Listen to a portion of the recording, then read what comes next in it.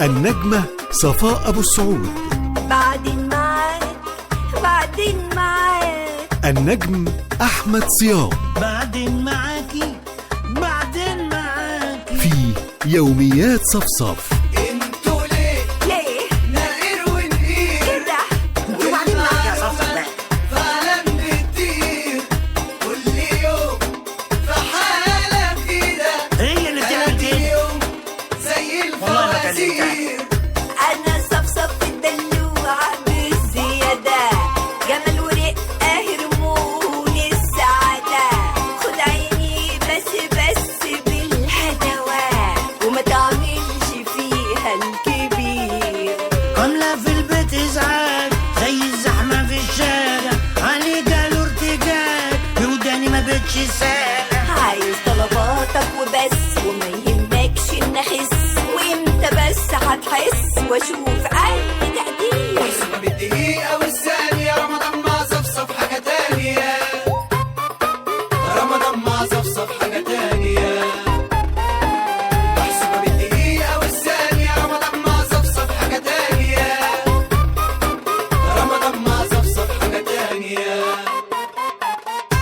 يوميات صفصف. تأليف أحمد القصبي. إخراج تامر شحاتة. رمضان مع صفصف حاجة تانية. حاجة تانية.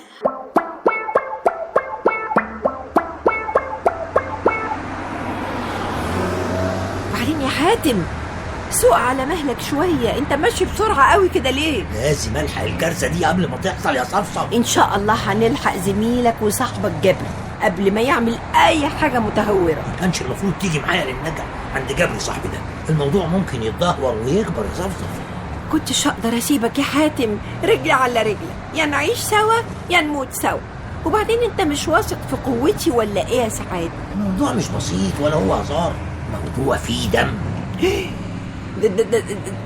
دم؟ لا بقولك ايه، رجعني يا حاتم، رجعني مصر تاني. نرجعك فين؟ احنا خلاص وصلنا، المعمعة هتبدأ. الحمد لله على سلامتك يا حاتم. الله يسلمك يا جبري يا اخويا. اهدي.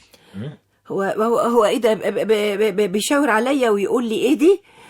صاحبك ده قليل الذوق يا حاتم.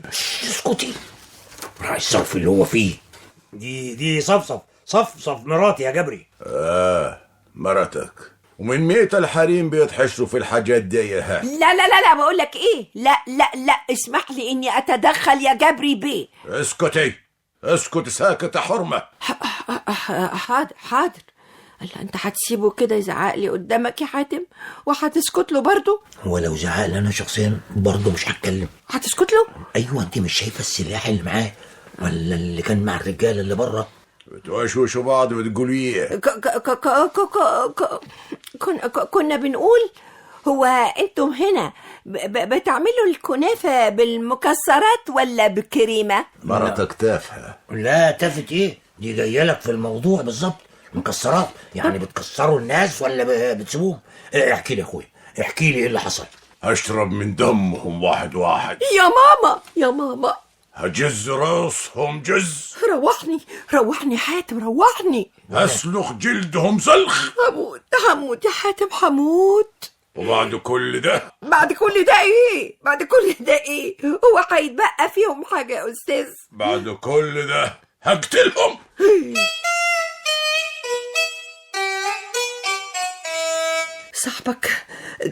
صاحبك ده عبيط قوي يا حاتم. يعني هو هيشرب من دمهم وهيجز رؤوسهم ويسلخ جلدهم وهم قاعدين كده بيلعبوا بلاي ستيشن مثلا؟ بلاي ستيشن ايه؟ ما يفهموهاش، ممكن يطخك انت. يا نهار اسود. وكل ده ليه يا صاحبي؟ ليه تضيع نفسك؟ لازم اخد بتار العيلة. الطار؟ معقول لسه في عقلية بتفكر كده؟ تاخد طارك من مين وليه؟ ممكن تقول لي؟ من عيلة سعدون. شرف يا حاتم، الشرف. لا ما دام وصلت للشرف يبقى كده الموضوع كبر. طيب ممكن تفهمنا حضرتك واحدة كده ايه اللي حصل؟ الله ينور عليكي. يرضيك يا ست الستات انزل بوست على الفيسبوك واحد من عيلة سعدون يعمل شير للبوست من غير ما ياخد رأيي؟ نعم. ايه التفاهة دي؟ ردتها لي مرتك. اسكتي لا تودينا في داهية. تفايت ايه؟ اسكتي خالص. يا خبر مش فايت. لا ازاي؟ دي مصيبة والله. عار. انت فعلا لازم تاخد بالطار يا جبري. هو انت اتجننت يا حاتم؟ انت عايم على عوم صاحبك العبيط ده. اسكتي انت خالص. انا في الاول هعمل كده لغاية ما اهدي اعصابه.